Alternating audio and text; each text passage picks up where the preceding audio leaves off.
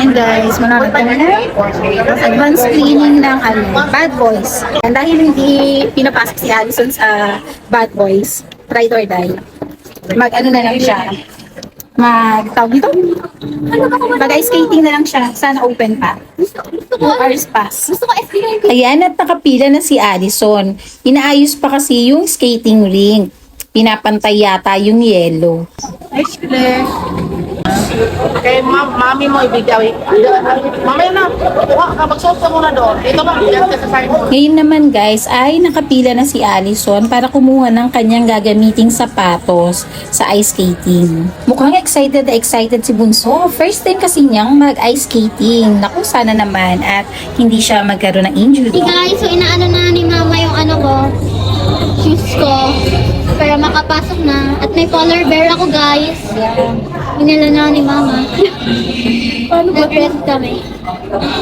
Ng polar bear. Kasi manonood sila ng sine. Mas okay lang kasi na ako guys. It's my first time.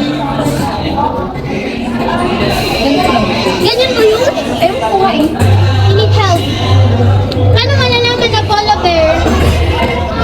Yan guys, nagugulan. How ba? Pasok naman. Ako gusto yung hours ko.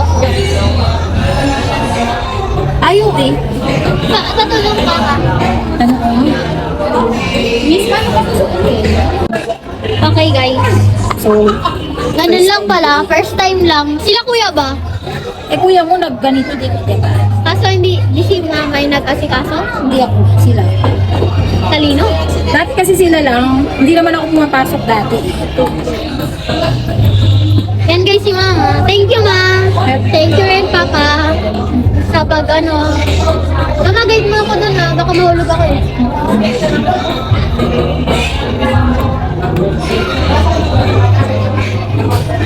Parang Korea ba to?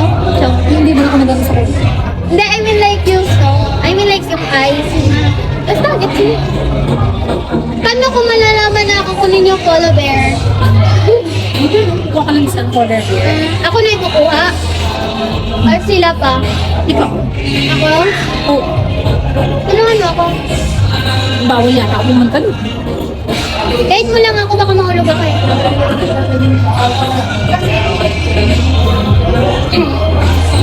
Hi, sa wakas, natapos ko rin yung kanyang right skating shoes. Ito naman ang aking tatrabahuin ngayon, yung kanyang left shoes.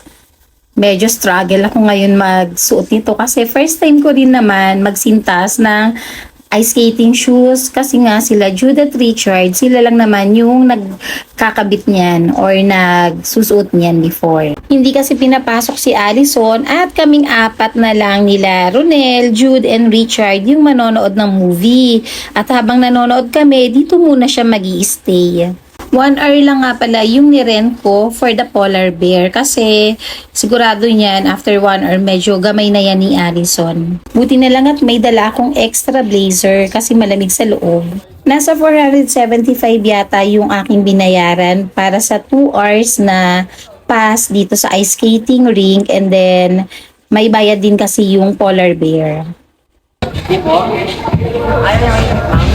Naku, nakalimutan ko guys. For safety purposes nga pala, kailangan mong kumuha ng helmet sa counter. Mag-iingat ka, Allison, ha?